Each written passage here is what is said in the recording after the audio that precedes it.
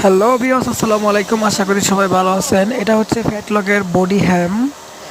কারণ বডি অনেক বড় থাকার কারণে 300 পিস করতে পারে না, 260-70 পিস করা সম্ভব হয়। যারা ফ্যাটলকের বডি হ্যাম শিখতে চান তো অবশ্যই দেখতে পারেন কীভাবে বডি হ্যাম করতেছে ধরতেছে। ধন্যবাদ সবাইকে।